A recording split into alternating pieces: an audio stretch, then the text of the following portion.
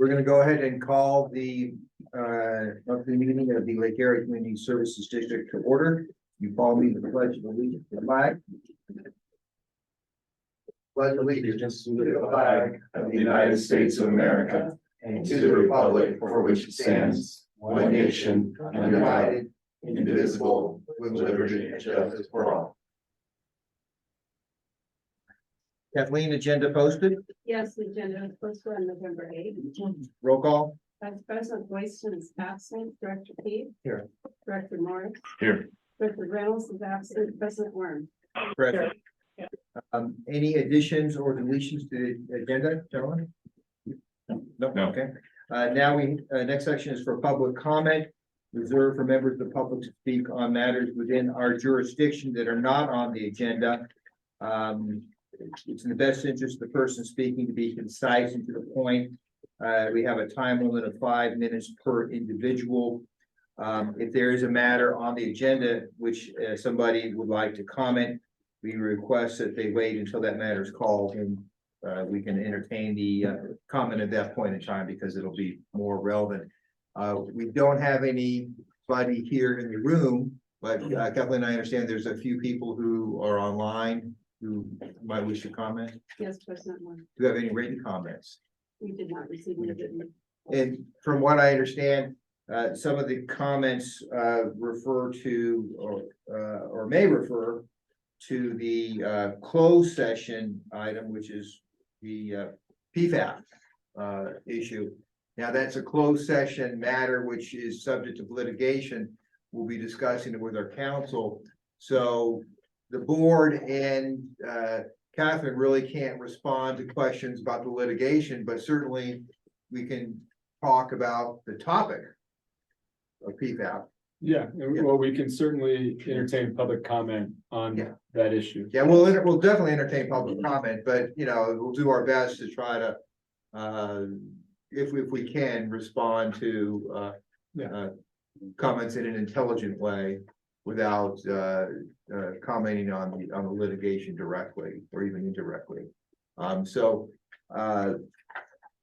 Since the closed session item is at the very end of the meeting, I think maybe to accommodate everybody, we'll move, if somebody has a comment on the PFAS issue, maybe we can hear that now.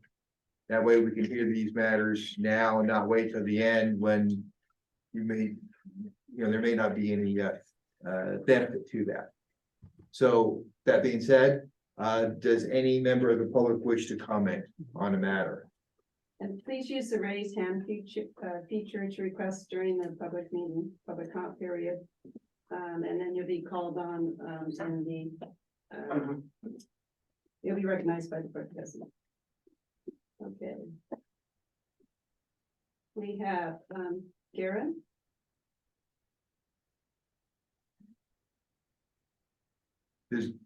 Darren, do you want to comment? He's done, man, so. Yes, can everybody hear me? Yes. Okay, so yeah, the issue is on your closed session, what came to my attention was name of the case. You have a case, City of Camden versus 3M, settlement agreement between public water agencies and DuPont and 3M. PFAS class action. I was scratching my head wondering why you guys are looking at a case that's out in New Jersey. And then I started looking into the whole PFAS situation.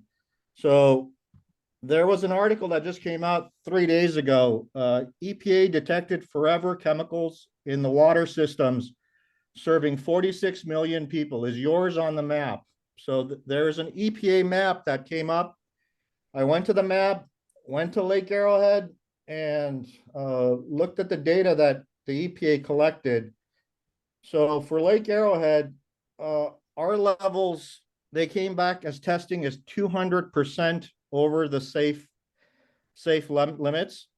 And then I started comparing that to other areas like Redlands, Riverside, Cali Mesa, places like Compton and Inglewood. All those areas have lower concentrated levels of PFAS than we do. So that was kind of head scratcher for me because I was wondering, we're in Lake Arrowhead, we're at an elevation of 5,500. Why is our concentration of PFAS so high? So the question I have for you guys, you guys have a water treatment plant in Green Valley, the treatment plant where you guys take the effluent water and then you guys turn it into recycled water, and then that water gets pumped out to, I think, Lake Arrowhead Country Club. It's roughly 230 acre feet every year.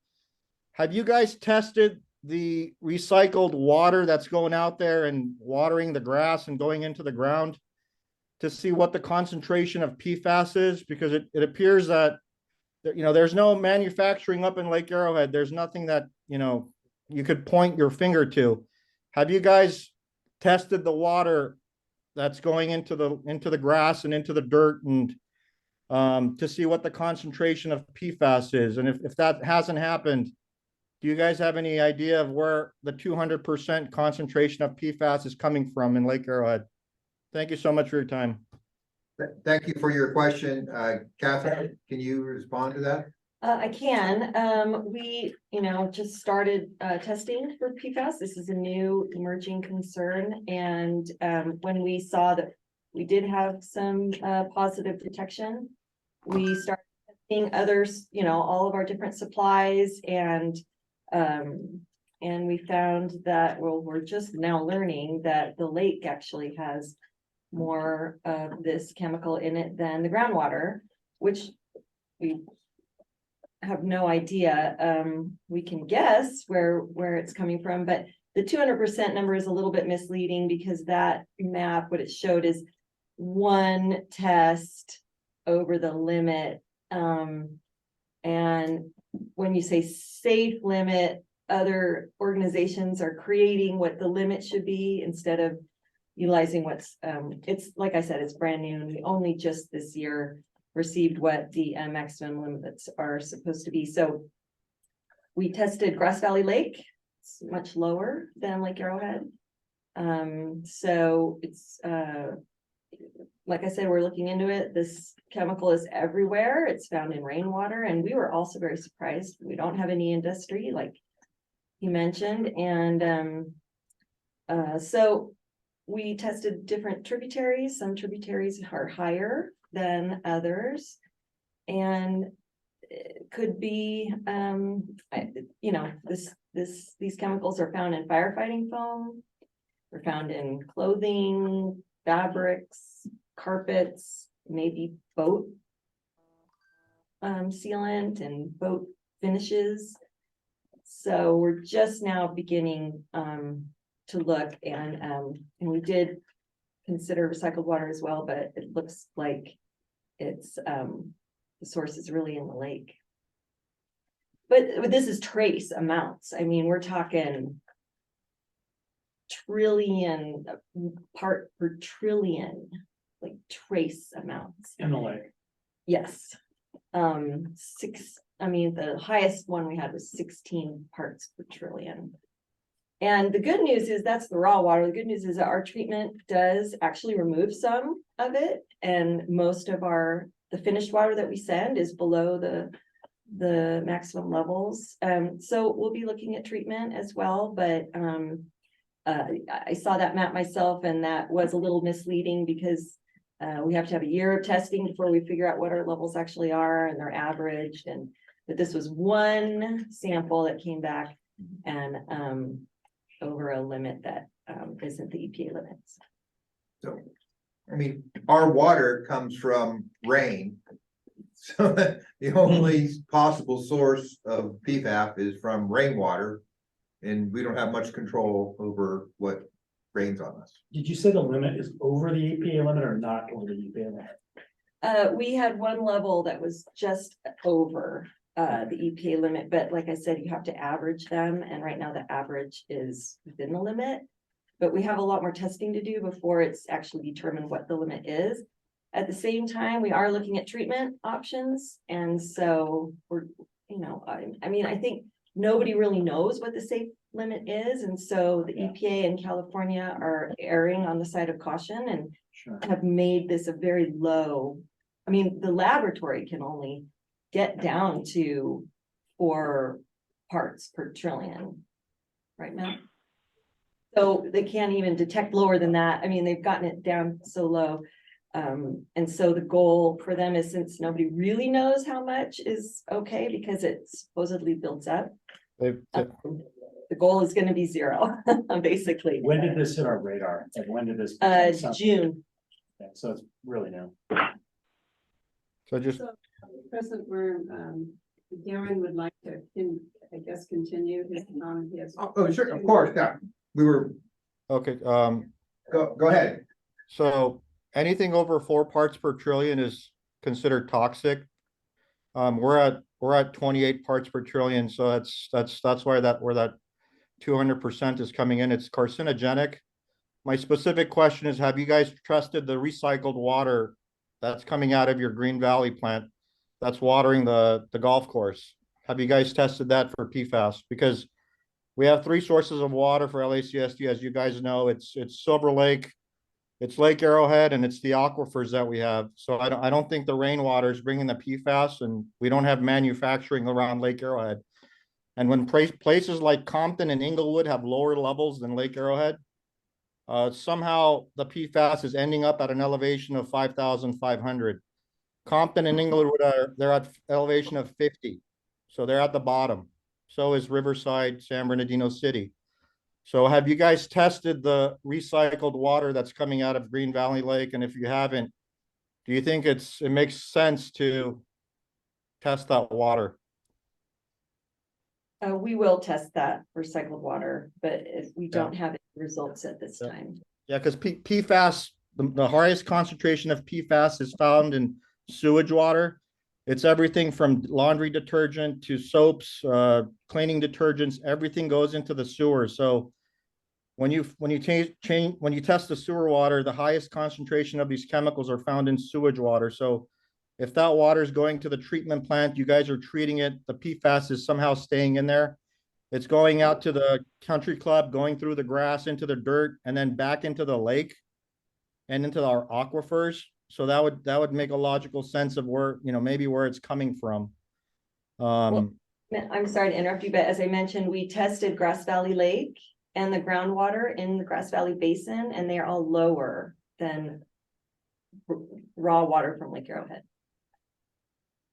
Okay, but what about the water that's coming out of Grass Valley plant? Did you guys test that water? We did test that water. The water that's coming out and going to irrigation, that water was tested and it's lower. No, That's we what have you're saying? recycled water. You tested the recycled water and it's lower. No, we did not test the recycled water yet, but we will. Yeah, please test the recycled water. Pretty please. Okay. All right, anything else, Karen? Nope, that's it for now. Thank you. All right, well, thank you for your input. Sure, anytime. All right, have a good night. Okay, anybody else, Kathleen? Only can put his hand down. There we go. No, President, we're no other, online, Okay, well, very good. Now we're going to go to special recognition for retiring employee Steve Papp. That's right.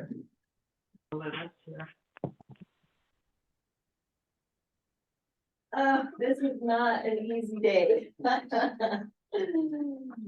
Steve Papp, he has been honestly the face of the district for, well, 37 years he's been here, and every customer I know thinks of LACSD is Steve Papp. So we are, it's gonna be very hard. Steve's given us a lot of years, and he knows everything there is to know about our water system. And we've been trying to download it. But we might be calling. I've been still. sharing it. I've been Yeah. sharing it with my replacement. Yes, so Kane Kennedy, if you know him, is going to be replacing Steve Papp. So we'll be in good hands, but we are definitely gonna miss you.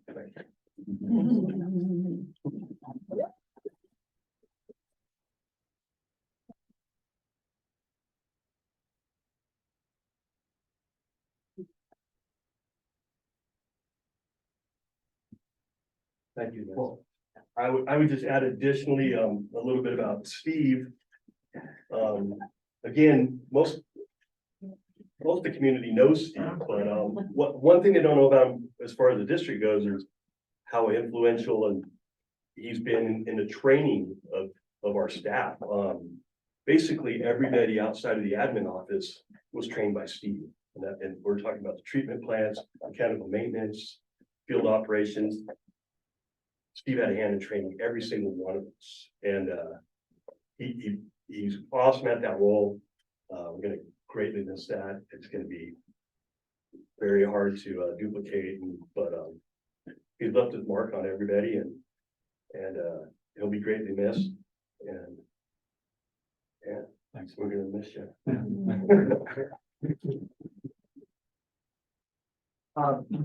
A certificate. So, Steve, Yes. since you've been working here for 37 years, based upon your youthful appearance, maybe you started like when you're 6 or 7 years old. But maybe that's just because it's so much fun to work at here. Looks so good. So we have a certificate of recognition, but we also would like you to toast with some of our fine Lake Arrowhead water that we have. I brought a sample of that. And it was, now there is some added materials to this. But I've been assured that it's mostly water. So. Well, with the chemicals, I'll go with this. In there too. This is award-winning water. There are perhaps a few chemicals that might be in it. So if you would like to try some of our water here and make sure as you retire, Very you familiar. go with into this the water. sunset, okay? And we also have others, or any other water testing. It's a big can. Come on, guys. Come on, get on up here. Okay, fine. It's a toast. Do a toast. Stay away from the water. Yeah, Joe's gotta stay away from the water. 97% water, So okay? among all of Steve's other talents, Yeah. he also spells his name with a V, which I find to be very good. He Yes, spelled my name with a V, so congratulations, Thank you. well done. You've done a fantastic job for the Thank you district. very much. Cheers. Okay. Thanks, I think we're good there, John. Well, somebody's. Skipping it. Second. Okay, all right. Get water. Joe, That's some good water. you've got a tie on there. That is quality Lake Arrowhead. Water. Lawyers in the room.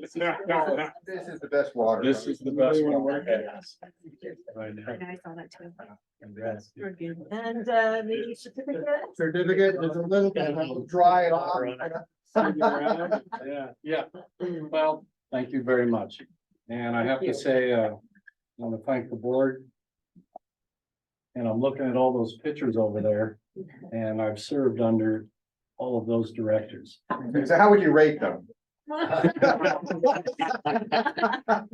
Clearly, some are better than others. You start at the bottom, and work your way up, okay? It was interesting.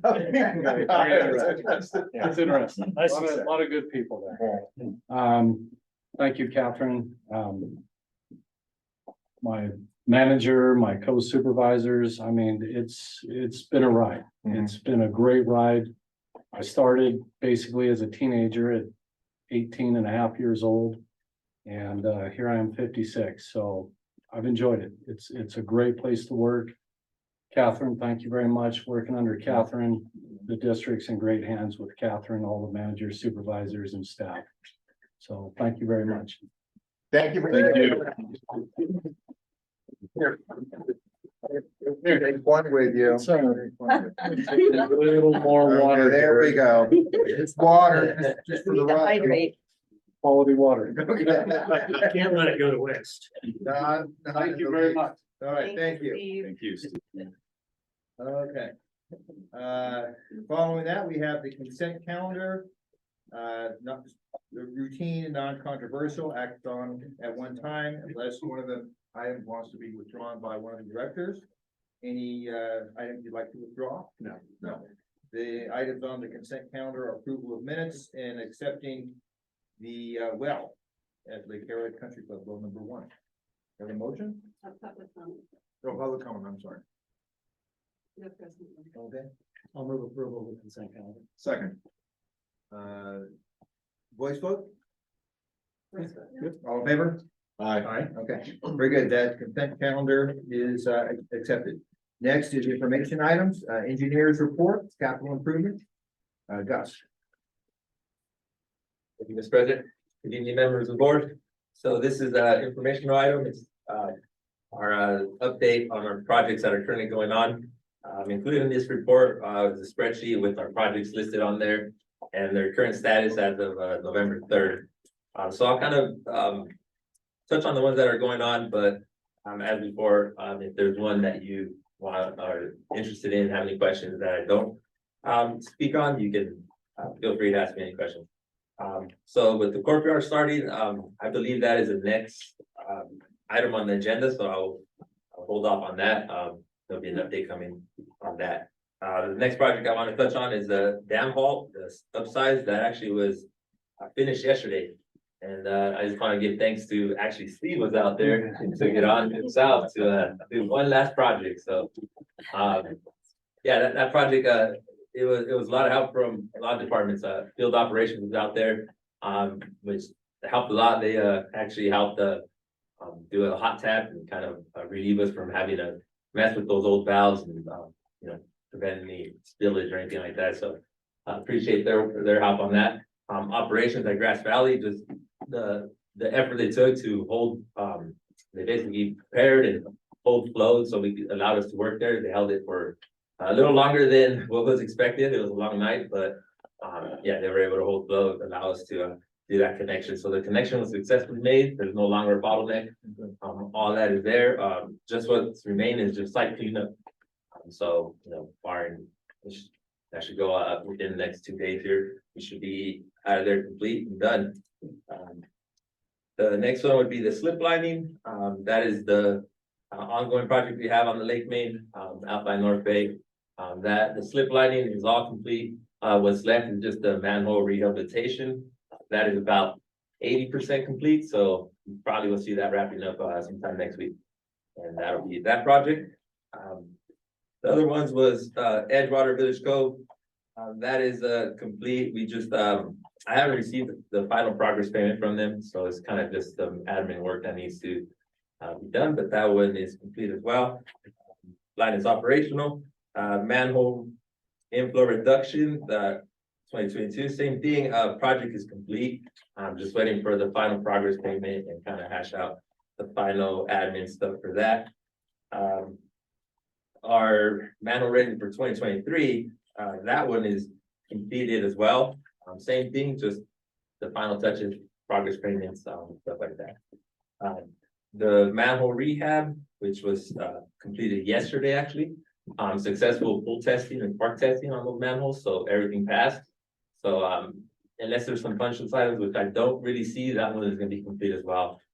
We should be seeing all these come to you probably the next board meeting for acceptance. We already touched on the well. Other projects just kind of ongoing. We're just designing preliminary stages for a water line to the Willow Creek treatment plant. That is ongoing. Palisades, that is ongoing as well. We actually have some plans submitted to county since September, so we're just kind of waiting to see if we get that permit approved, and then I can take it out to bid. But that's kind of what we got going on here. Unless you have any other questions? Any questions for Gus? No. Is the country club #1 in production yet? The well, yes. Any idea how it's producing? Any reports yet, or we just have to wait for a while? Yeah, it's back to its original condition, producing about 60 gallons a minute on average. Mhm. So, yeah, it's doing well. Now, how much in acre feet does that save per month? That one typically between around 3 acre feet a month, Okay. I typically we get from that one. Okay, chip it in. Yeah. All right. Which one is one? Is that the one in the guy? Yes. All right, very good. Thank you, Gus. Yeah. Appreciate it. Yeah. Nice report. Okay, next, Hillside Ponds. That's Actually, we quite have a a courtyard. lengthy Oh, corporate? Okay, go on. Yeah, okay, sorry. No problem. All right, this is the information item as well. It's just update on the courtyard. I kind of rattled off some percentages here. As you can see, the interior work is ongoing. We're now sitting at 95%. The doors and windows are all installed for the exterior. There's just one missing that's on back order. That's why it's not at 100%. But right now there's plywood up and stuff, so we're just waiting on that. Fire sprinklers are at 85%, HVAC 90, electrical's ongoing, they're at 65, plumbing at approximately 30, the interior metal stud framing and drywall and all that is about 75. So that's all going. Since I created this report, paving actually was completed on the 8th and the 9th. So they on the Wednesday, the 8th, they put down the 3-inch base. And that was, they did that on one day, then on the 9th, they returned and put the 2-inch seal on it. So it's completely paved. Striping is to be scheduled, right now it's scheduled for Monday, the 20th. So if you drive out there Tuesday, you should see everything striped and you'll actually see a parking lot. So, but yeah, I put some photos on there as well. Again, those were from right before I created this report, so you kind of see just the fine grading, but like I mentioned, it's all paved. So I'll get you some updated pictures for this report. But yeah, any questions? No? All right, thank you guys. All right, thank you. And then next we have Mike. Okay, gentlemen, starting on page 20, you'll find the field operation 2023 third quarter report. There's it was a pretty routine quarter, not a whole lot really to mention. You'll notice on page 22 where we have our leak log. There's something added a little different here. You'll notice some different colors as far as that's just identifying the 3 different water systems. Everything in red being Rim Forest, and green Deer Lake Park, and the remainder is Lake Arrowhead. Just to distinguish where the leaks are happening and give a little more intel. It's information we keep. It isn't something I was providing in the past, but I thought maybe of interest, so it's included. Additionally, one thing I'll note is on page 23, you'll notice for the third quarter, we had no SSOs. Other than that, if you have any particular questions pertaining to anything contained within, I'll be happy to answer. Questions? No? We have a lot of Rim Forest Yeah. in there. Any reason for that? Well, Rim Forest, we have problems with service lines there, and Yeah. so what our practice has been. Typically what we'll do is we'll replace them. So when a leak comes up, you identify the system doesn't handle a leak very well without being noticed really quick in the water treatment side of things, and they make us aware. We'll go out and do leak detection, and sometimes it take days to find it, or longer even, sometimes quicker. But when we find them, we replace them. So we're systematically replacing those service lines. And they're not as easy to detect. You'll notice some higher volumes of water loss. It's because of that, because they don't necessarily surface like other areas that, we have a lot more trouble finding them. We got to do a lot of listening. But they're slowly but surely getting replaced. Okay. How do you detect them to begin with? Like, Well, we have different means. We have different electronic listening devices. You can just put on different parts of the pipe. You put on a fire hydrant, you put on the ground itself and listen around in the meter boxes. but how do you know to go there and do that? I mean, Tank level drop. Yeah, So we have one tank in the system, and we can notice a 5 gallon per minute leak pretty well. The guys at Bernina, the treatment plant operators, run a report daily actually. yeah, And they've gotten pretty good to where they notice the leak, get a hold of these guys and got it. get them out on their way. Rim Forest is the reason Steve's retiring. If I can comment on it, unfortunately, it's something I think with the soil up there, they never surface. So a lot of leaks in Arrowhead Woods.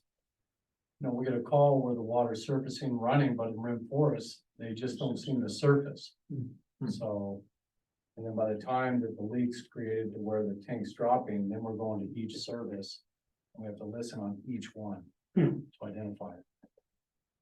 How many connections do we have in Rainforest? 300? It's like 300. Just over 300. What is the process? Yes, I'm working. In one quarter, we've got 7 leaks for 300 connections, so that's, but like you said, it's an old system, right? Yeah, so. There's something to be said for the pipe. We're not really sure, you know, what, we have problems with copper there, which. So Unexplainable.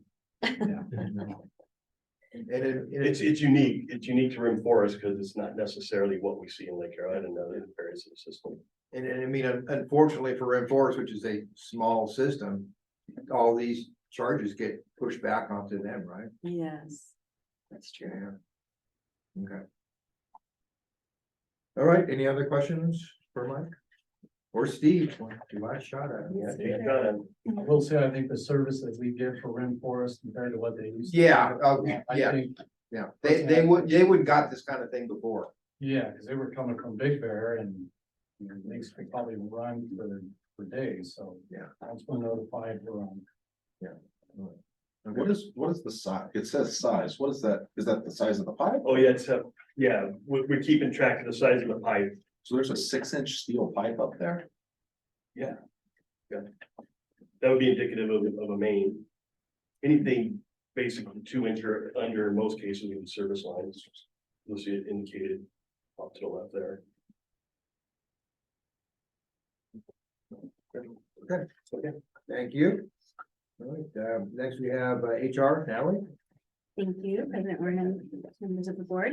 So just a little update for our third quarter report. The district was recognized as one of Inland Empire top workplaces for 2023.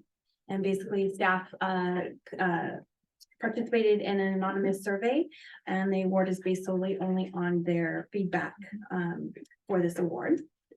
So you'll see that little recognition that we'll be celebrating towards the end of the year. We get a little badge and stuff like that, and we'll get to celebrate staff in a quarterly event.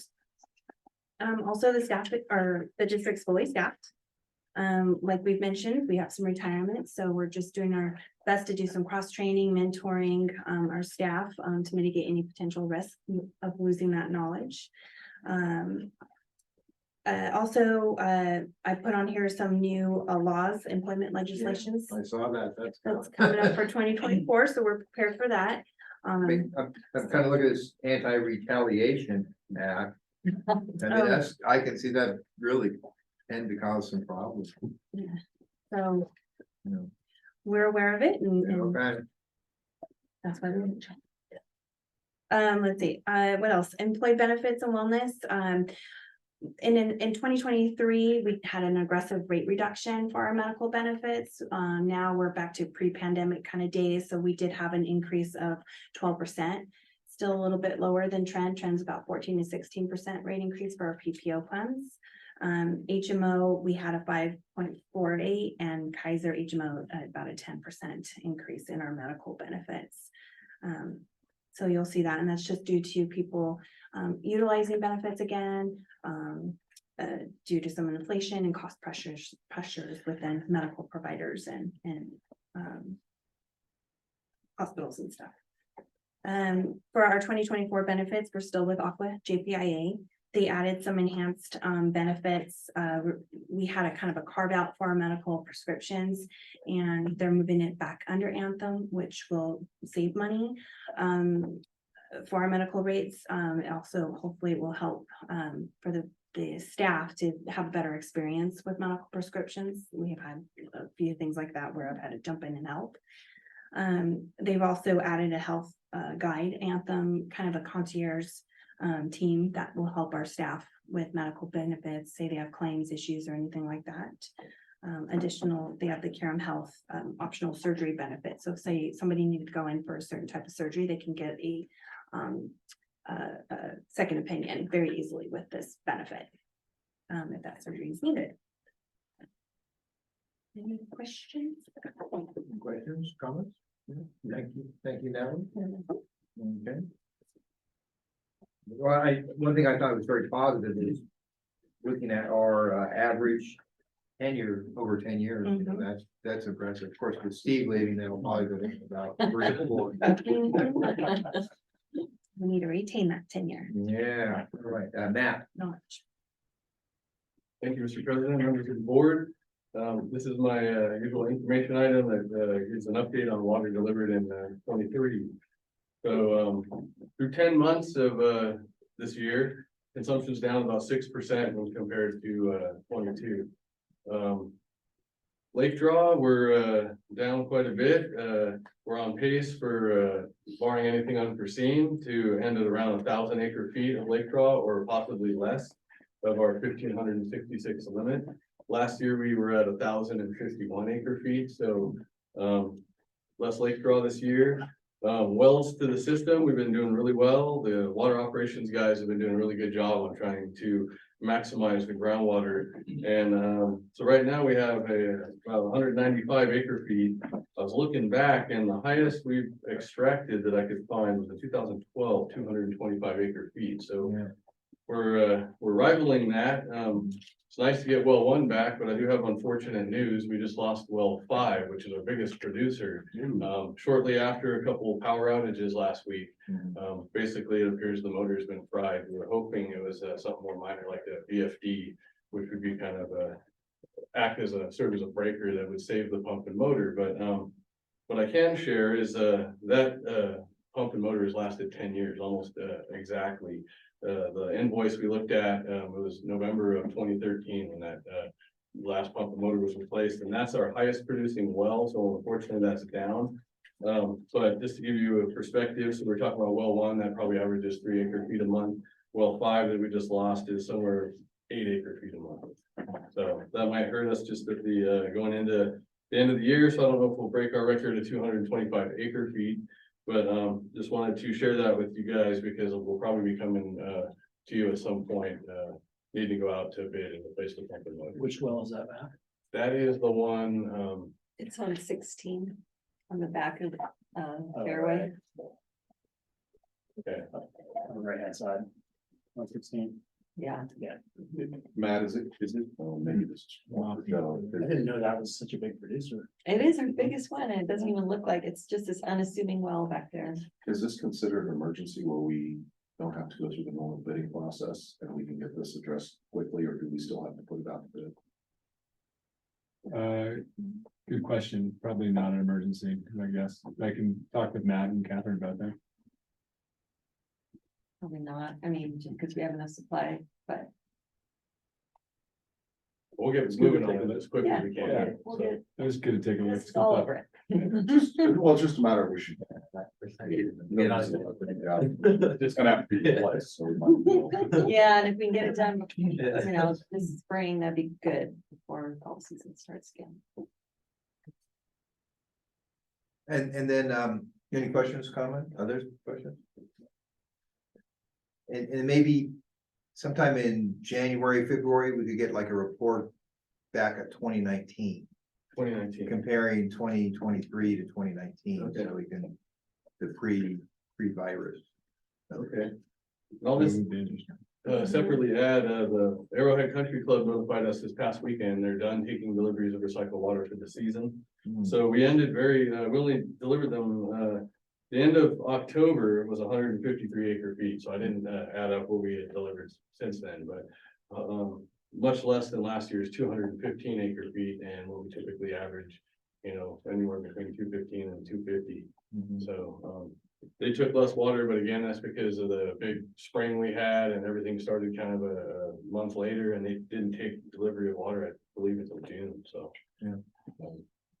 That's what I have for this report. If you guys have any other questions? Nothing? Okay, thank you, Matt. Thank you, Matt. Okay. All right, Hillside Pond, big thick report we got. Yes, I mean, this, I didn't include all the appendices because it is like 400 pages long, but I will post the entire thing on our website. It is many years of work that's been done since 2016. We've been working on this. and a lot of different interesting geologic testing that went on out there. At this point, we're kind of looking at it that it's gonna need some kind of engineering for it to actually percolate slow enough and to be able to capture the water at the end. We might need some storage, so because the water does just kind of roll right through the fractures and down into the valley below. Okay. So we met with the team last week. They came out and we talked about a lot of different options, and we're going to meet again the first week of December and continue some brainstorming on this project. And so the next meeting is gonna be what, in Temecula? Yes, Okay. December 4th. Okay. Mhm. And you'll be participating? Yes, I will definitely be there. Mhm. So- Maybe Matt. In summary, how does it look for us? Well, there's a The lot, possible source of water. is definitely possible. Okay, good. There's a lot, they have a lot of ideas. Okay. We're very fortunate to have this funding from Reclamation, Mhm. and they are actually put a whole team together that is going to look at not just this project, but any other concepts, maybe storing water down the valley, and a lot of ideas that we're gonna be looking at. Okay, well, very good. All right, so perhaps maybe in January then, we could get another report. Sure. All right, and then it'll give us time to look at this 30 or 40, 60 pages, huh? Yeah, It's quite a report. yeah, Yeah, there's a lot more to it. okay, and then next, number 5. Catherine? So, Website. as you know, our website was outdated and we needed to update it, and we also wanted to kind of freshen up our public information.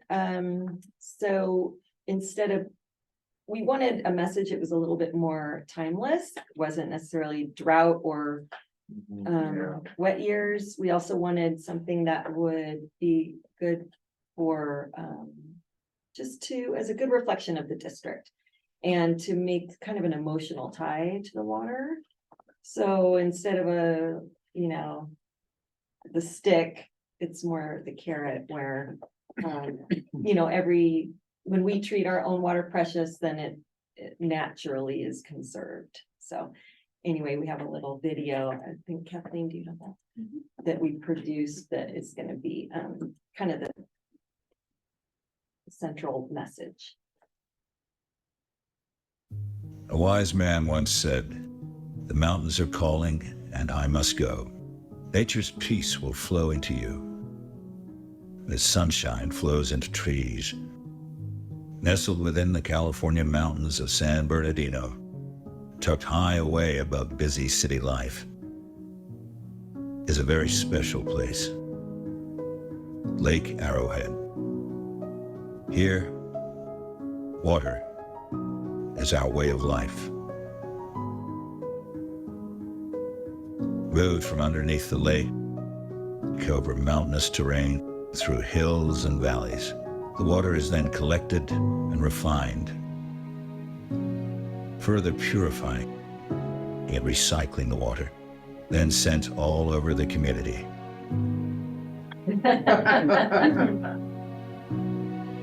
From lake to lake, from home to home, from person to person. Our water improves the health of the next generation, sustains the well-being of our residents, and brings happiness to our guests who visit us from all over the world. Lake Arrowhead creates the sustaining life force of a town, unique with beauty, recreation, and culture. Rarely do we stop to think about what life would be like without clean water. But the people responsible for making sure clean water flows through our mountain community. Never stop thinking about it. They are our guardians and part of this great force of nature. At Lake Arrowhead Community Services District, we strive to instill confidence in our residents and remind our mountain community we are here to help protect them. Some say time is humankind's most valuable commodity. But at Lake Arrowhead Community Services District, it's our water. It lets us live the life we want. It helps us nurture and protect the ones we love, find peace within, and prosper with nature. Clean water is the real treasure of our way of life on the mountain. And for Lake Arrowhead, the water is the spirit of our land. Lake Arrowhead Community Services District, elevating the quality of water since 1924.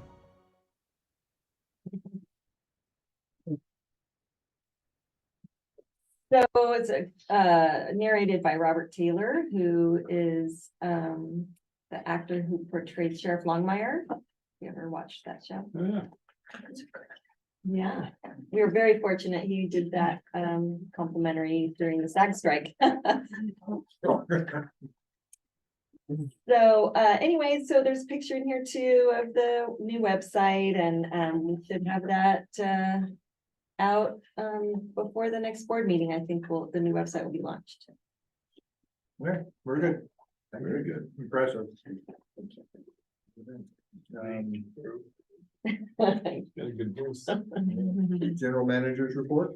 I don't have anything else to add on here other than, as we talked about Rim Forest, it does look like we are going to be eligible for some funding there. We've been Thank you for surveyed. getting that done, yeah.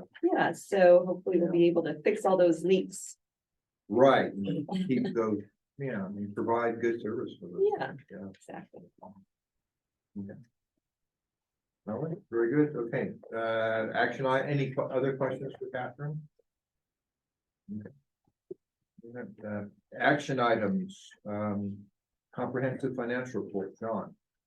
Thank you, President Worm. Tonight we'll be reviewing our auditor's reports. As you know, every year the district is required to have an independent audit performed. District's financial statements have been audited by the CPA firm Van Lant and Fancanel LLP. And the goal of the independent audit is to provide reasonable assurance that the district's financial statements are free of any material misstatements. As you may remember, last month, I provided you with our annual results, and we kind of dug through them on an unaudited basis. President Worm asked for comparison to 2019. I have to apologize and say I do not have that for us tonight. I've had maybe in January or something. Yeah. So I will definitely have it next month for you. So again, this report will be just to go over the audit report and present the essentially just the results that the auditor has found. And we have via Zoom Brett Van Lant. So Brett, if you're here, Yes. get away.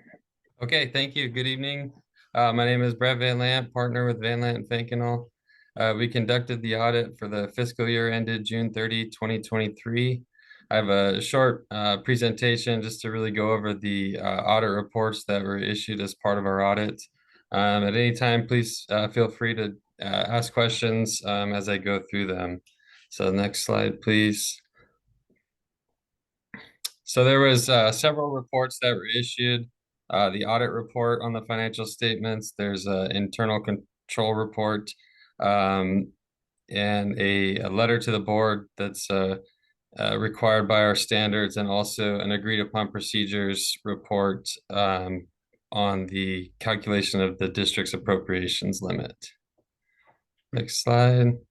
So the audit report, which is the opinion on the financial statements, there's several sections of this report, which talks about the different responsibilities in an audit. The audit financial statements are the responsibility of management. Our responsibility is to express an opinion on the financial statements and provide reasonable assurance that the amounts and the disclosures in the financial statements are fairly presented in accordance with the applicable standards. Next slide, please. The district's financial statements are receiving an unmodified opinion, which is a clean opinion. That's the highest level of reporting you can get in an audit. The audit report also talks about our responsibility over the required supplementary information. That's the MD&A and the pension disclosures. We are not providing an opinion on those schedules, just limited assurance that the amounts are in accordance with the basic financial statements. This year, there was no new accounting pronouncements that were required to be implemented by the district. So the financial statements are very similar to the prior year. I mentioned the report on internal controls and compliance. This is a report that's required by government auditing standards. As part of our audit, we have to assess the risk that the financial statements could contain a material misstatement, whether that be due to errors or fraud. So we have to perform various procedures to evaluate the internal controls over the different transactions that the district has. And if we identify any material weaknesses, significant deficiencies, or material non-compliance that could affect the financial statements, we would be reporting it in this report. The report that we've issued does not contain any material weaknesses or significant deficiencies or material non-compliance. So it's a standard letter or a report that's issued in accordance with government auditing standards. There's also a letter that's presented directly to the board, really informational regarding the audit process and any sensitive disclosures or estimates that are included in the financial statements.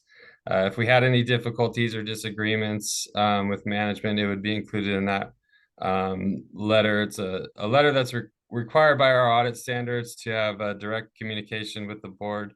That letter, for the most part, is just a standard communication, and nothing significant to report in that letter. And the agreed upon procedures is a test that we are required to perform of the district's calculation of the appropriations limit. It's an exceptions only type report. So if we identify any exceptions, we would have to report it in that report. We did not identify any exceptions to the way that the limit was calculated for June 30, 2023. And that's it for the presentation of the audit reports. I would just like to thank John for his help and assistance in providing the information and all the questions responding to us during the audit process. It's a lot of work, and I just wanted to appreciate, let him know I appreciate the assistance. So if you have any questions about the financial statements or the audit, I'd be happy to answer those now. Questions or comments? No. Okay. Yeah, in my review, I haven't gone through the whole report, unfortunately. I expect to maybe do that this next upcoming month, but everything looks good. I looking at some really positive numbers, I think, in some respects, for sure. Page 183, our cash balance over the years is at a dramatic increase. The unrestricted, so that's, obviously very good. And we seem to be very stable in all other respects from what I can see, so. Absolutely. Yeah. Anything you need to add, John or Catherine? I think I'll wait for next meeting so we can kind of do a little more side by side and dig into it a little bit more. Yeah, okay, all right. Okay, well, any public comment on this? No? Okay, all right. All right, well, thank you very much. We appreciate it. Okay, thank you. Thank you, Brett. Thank you. Thank you. Oh, I'm super, So yeah, we do. I'll move that we Yeah, we have accept, to accept it. Yeah, thank you, file Steve. and authorize distribution of the financial report for 22-23. Second. All in favor? Aye. Aye. It is accepted. Thank you. Thank you, Brett. Thank you. Next is, consider accepting a services contract with Frontier. Matt. Thank you, Mr. President, members of the board. So before you is an action item to consider awarding a professional services contract with Frontier to construct and install fiber optic communications to the Willow Creek wastewater treatment plant and find the project categorically exempt from the California Environmental Quality Act, CEQA. So a little background on this. You may remember back in December of 21, we had a fire breakout in the generator room that destroyed the entire building at Willow Creek Treatment Plant. So during discussions regarding the rebuilding of the site, district staff has discussed the need to upgrade the infrastructure of the plant, set the facility up for future use and possible addition of a treatment process. This would be to assist Grass Valley Treatment Plant with the nitrification issues that the district has experienced since the removal of the activated sludge process back in 2007. Communications and water supply are the first two items that the district staff feel need to be addressed to allow for any future improvements at the Willow Creek Treatment Plant. You may recall Gus just mentioned in his report that they're in the design phase to get a new water line out there. So we have an old decrepit 2-inch water line that's like feeding the plant, and we struggled to do some pilot projects out there. So this is the other thing we felt is very important, is upgrading the communications.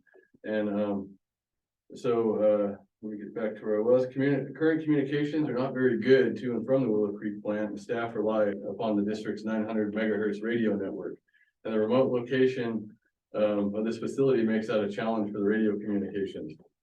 So the need for a possible need for an additional treatment process is because approximately 65% of the district's wastewater flows to the Willow Creek plant prior to heading to Grass Valley for final treatment, and the disposal at the Hesperia percolation ponds are processed as recycled water then served to the country club. So that was listed in the top priority project in the consequence of failure analysis that we had from DUDEC that we worked for as a multi-year comprehensive study. And they felt that constructing a supplemental treatment process to address the BOD removal and nitrification deficiencies within the trickling filters at the Grass Valley plant. The reason why I'm hitting on that is because we absolutely need reliable communication before we can put a treatment plant or another treatment process out there. Yeah. So there's many benefits to having reliable communications at the Willow Creek plant, such as remote operation of plant equipment, pumps, valves. This will allow for a more efficient and safer operation. So currently, employees need to physically operate this equipment manually, often in harsh weather conditions, to either release or hold flow during storm events. Solid, reliable communications will also allow for real-time data such as flows, pumping rates, pond levels to be accessible remotely. So sending an operator to the Willow Creek plant to gather this information in the middle of the night so an operational decision can be made. We can possibly do that remotely from home or from Grass Valley Treatment Plant. So reliable communications are also necessary if we were to add another treatment process. Solid communications would allow for the remote operation and monitoring of that treatment process, ensure critical alarms would be properly transmitted and responded to. So the specific project is not a budgeted item. However, this project falls under the budgeted item, Grass Valley Wastewater Treatment Plant efficiency upgrades, because upgrading the Willow Creek plant will ultimately assist Grass Valley's treatment efficiency as described in DUDEC's consequence of failure analysis. This will be funded by Fund 200 wastewater operations at a cost of $192,466. And the current budgeted amount for the Grass Valley efficiency upgrades is $750,000, and all of that's currently available for use. So all that said, it is staff's recommendation that the board of directors award a professional services contract with Frontier to move forward with constructing and installing fiber optic communications to the Willow Creek wastewater plant as outlined in their proposal, which is attached to this, dated September 25th at a cost of $192,466. and the recommendation is to authorize the general manager to execute the contract. The one thing I will add that I mentioned in here was, this quote is actually almost half the price of the quote that, the original quote we received from Frontier of $380,000, which was just in August, a month, prior to that, so. We sat down, discussed this as a group, and felt like $192,000 was money well spent to get reliable communications up to the plant. So, with all that said, you guys have any additional questions? No. Is there any option, I assume this is Frontier Communications, is there any option to use anyone else? I can just say from my personal experience, I've dealt with Frontier for 15 years. I'm in a very pricey building in Redlands proper. And could not be, on a scale of 1 to 10, they don't even hit the scale of poor quality of their product, and they've been poor in the other 2 buildings that I was in. The quality of their service is just the worst. And I've dealt with it, we're coming up on 20 years. And I couldn't recommend them to anyone for anything, including when on a landline, I had Russians talking on the phone for over an hour and got them on the phone, and they couldn't understand how I had people from Russia having a full conversation on a landline. And that was 7 or 8 years ago. I think Frontier Communications is horrible in everything they do. And we've done everything in the building we're in as a building to try to find anyone else to use. So my question is, do we have anyone else we could go to, or are we stuck with Frontier? Because we're gonna be stuck. And eventually my displeasure is gonna fall right square on somebody's shoulders here. And you're gonna remember this conversation because they're terrible. And I hope I'm being recorded because I told them in writing numerous occasions how bad their service is. The good news is we won't actually be getting the service from them. Our internet service provider is TPX. We have to use their infrastructure. So it's their infrastructure, it's gonna be their fiber, but the service will be provided through TPX. I am on California Street in Redlands. We have to use their infrastructure and no one in the building behind us, or the famous Orange Tree Lane, where they do all the weddings is. We've looked into doing anything to get away from them because they're so terrible. We get drops where everyone just loses everything. And it's not just once or twice. I've been there 7 years, once every 2 months. We'll just be working and everything will just stop working. So I'm just, if there's anything we can do to get away from Frontier, I would highly recommend it. But if that's our only choice, and we're using their product, and it's terrible. Yeah, we're just. And I hate to think that I'm here, I don't really want to give my approval. And I don't want to stop this, though. We need somebody else. I get it. Any other options? Not for the infrastructure. We have to use them for because they're the only ones who have any infrastructure in that area. But TPX will be the one kind of pushing if there are any outages. They're the ones that. So Joe, what are our repercussions if they totally blow it? Because I have every reason to believe they're gonna blow it. I mean, we'd have to look at the contract and make sure that it's got some ability for us to get out. Yeah. I'm just telling you, it's one of the things that we all deal with on a daily basis there, and it goes down and you have people calling on a daily basis, not a daily basis, but a weekly basis. Saying, well, this is out now, and this is out now, and you can't get this amount of service, and I'm worried they, you know, this just isn't gonna go well. Maybe it will, but I don't know why it would. Nothing attached to Frontier Communications has gone well that I've watched down the hill, and like I say, over 15 years. Well, we do have a satellite option that is not Frontier, but it's not as reliable as fiber. No, and it's not. I mean, you don't want to have to do that. And I don't mind if that's all they're gonna do, but I just wanna make sure we're gonna protect ourselves when Matt says, oh my gosh. It's dropping out all the time, or there's an issue with it. Because I have every reason to believe, as I said, there's gonna be an issue. Just because I deal with them all the time. And say we're on, fiber optics at Grass Valley Treatment Plant, and same provider, same infrastructure, right? And, we're pretty solid out there, so we don't have routine dropouts, so I think I could say we've been pretty happy with the service we've been receiving at Grass Valley. And that's fairly new infrastructure that they ran a few years back. So if we get the same service that we've been getting at Grass Valley, I would say we would be pretty happy. And it sounds like we're using TDX, so we're not gonna have to use Frontier, we're just using their infrastructure. Yeah, we don't even really communicate with Frontier. TPX handles TDX. all of it. It's, yeah. All Pacific. When would they plan on starting? If it's approved. I don't know. Probably pretty soon.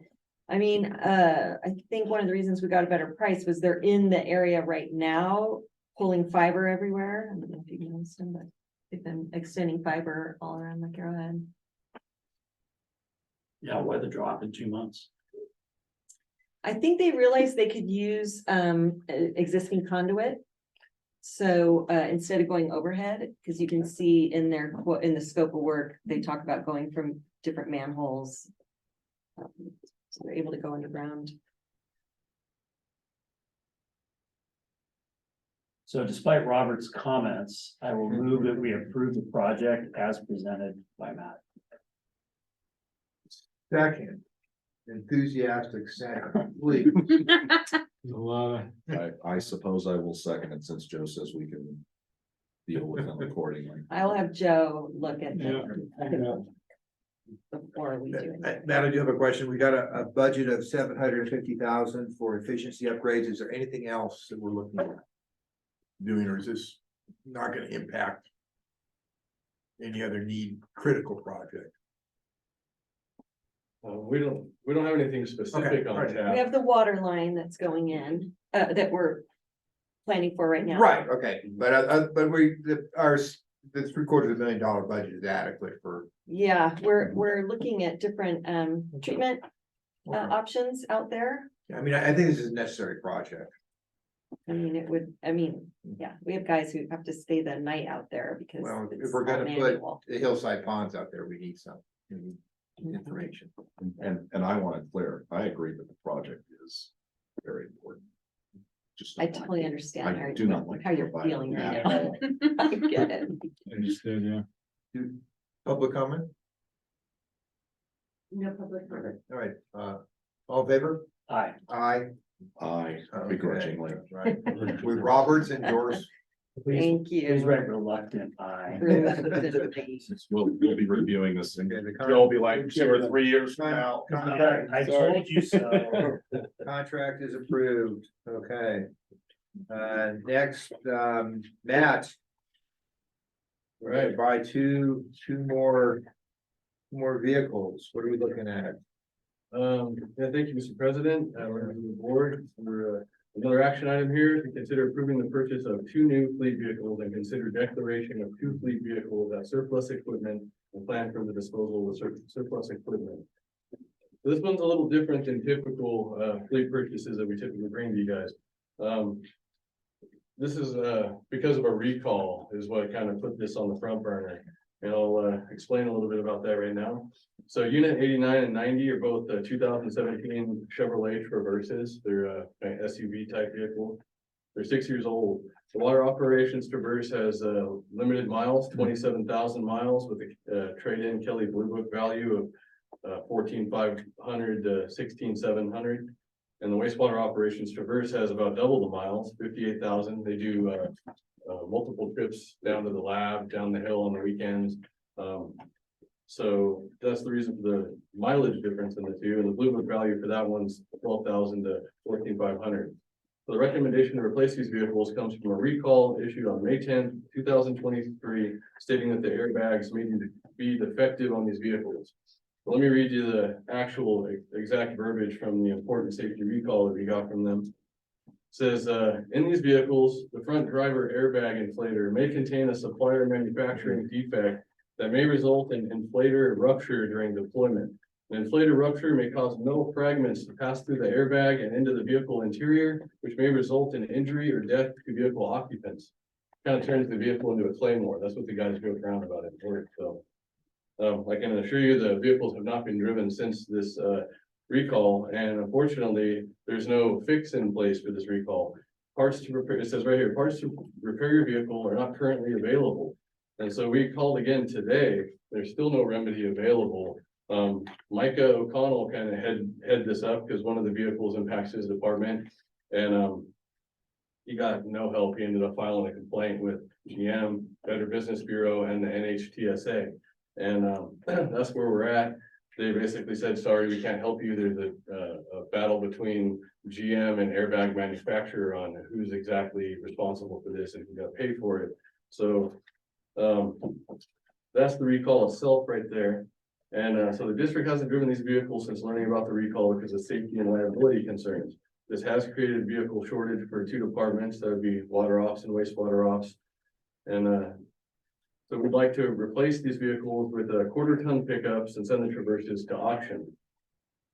The reason for not having bids from vehicle manufacturers at this time, the memo was created as Ford has closed the window on ordering 2024 Rangers due to supply chain issues and labor union strike. Toyota and Nissan are in between model years and pricing has not been released for the 24 model years. There are a few 2023 Toyota and Nissan pickups remaining on the lot, but the dealers they're not willing to hold them for us while we seek board approval. So district staff feels like it's appropriate to exclude General Motors from this round, just this specific round of fleet purchases due to their handling of the lack of responsiveness to the safety recall issued by themselves, causing this dilemma to the district. So for that reason, district staff recommending a not to exceed 30,000 per vehicle in this board memo to allow district staff to move forward and replace these vehicles in a timely manner. For example, Tony Carafaguru found a couple Toyota Tacomas on a lot up in Utah for a pretty fair price, $32,000. Can't really move on them unless we have some money. He spoke to dealers locally. He's looking around. I mean, we're not coming up on strictly Toyota or Nissan. We'll find anything, but we just are looking for the ability to kind of move forward and act on this and resolve this issue. So that's the purpose of bringing this to you in this manner. So the fiscal impact would be for unit 89, $40,000, including taxes.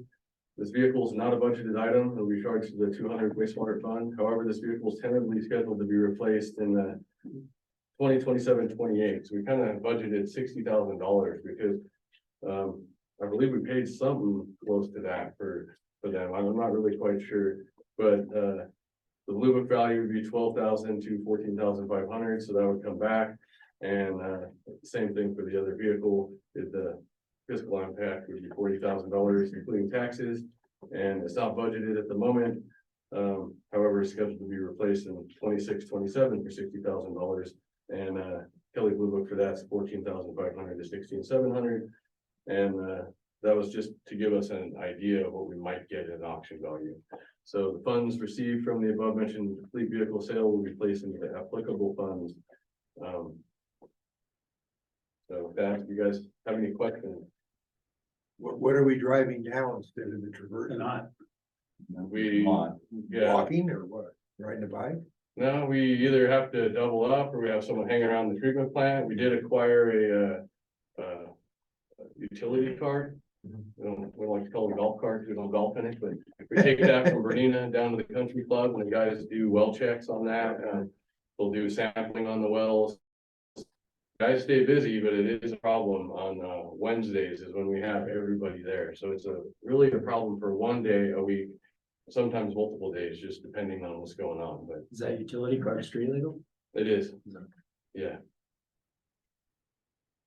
So I'll move that we buy the two vehicles, not to exceed 40,000, put the other two out to auction to get rid of them.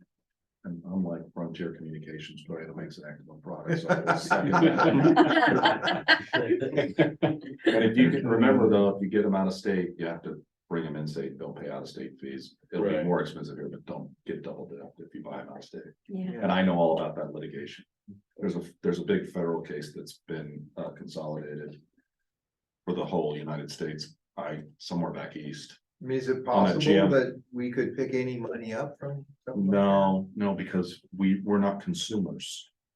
that? Oh. okay. We don't have any consumer rights. We're a business. And if they're obtained as a business, we're not included in the consumer relief. I'm not sure if it's with Takata or there's another airbag on that one, but I've seen that litigation because it popped locally.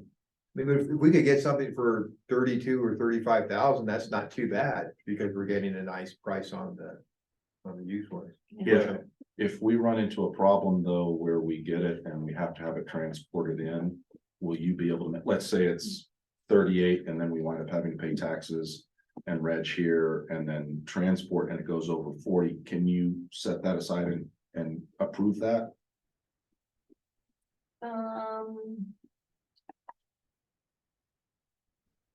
I just don't want to I don't want to get stuck finding good vehicles and not having the amount to get.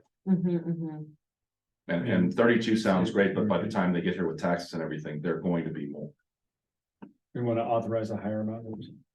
maybe 45, 42.5. I mean, I don't want it to be low. I don't want you to be Yeah, we can. hamstrung because of fees. If you find them in Utah and you get what you want, then they're coming here and all of a sudden it's 41,000 and you go, what do we do? So I'll amend my motion to a not to exceed amount of 45,000 per vehicle. Second, No comments? from the public? No public. Okay. All in favor? aye. Okay. Resolution is approved. Thank you. Thank you. Get the trucks back. All right. Okay, next we're gonna go, well, that concludes the open session.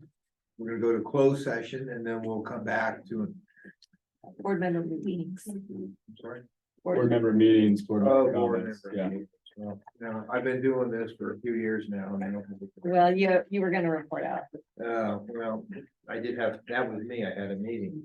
I sat in a 6-hour meeting last week. I just want to do another one of those. Yeah. Okay, so I went to a comms meeting and it was very calming. It's a joke. But it was kind of impressive. The California Lake Management Association Conference in Lake Arrowhead. There was a lot of people there. I don't know where they were all from, except for California. I gave a very, very short introduction welcoming speech. So, and they seemed to appreciate it, especially the fact that it was short. Yes. And then I left. And what Catherine was there, anything It was happened? very interesting. A lot of people from different lakes, people that manage other lakes, and a lot of science experiments and.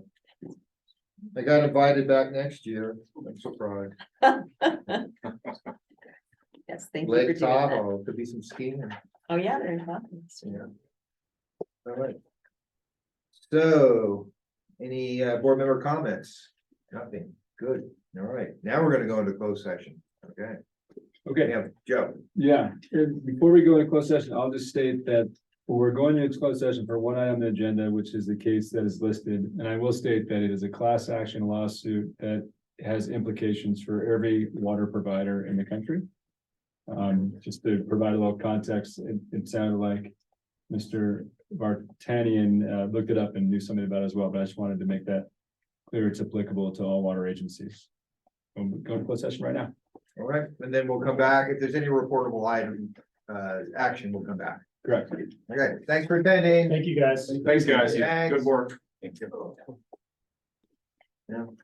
Okay, we're back. Okay, so we're back on the record. Joe, we do have something to report out. Joe, go ahead. I will report that the board did take action by motion to opt out of both the 3M and DuPont settlement options, and to authorize the general manager to work with general counsel to execute the necessary documents to do so. All right, very good. Thank you. Motion to Motion adjourn. to adjourn. Second, all in favor? Aye. Aye. Motion adjourned. Thank you for coming, Darren.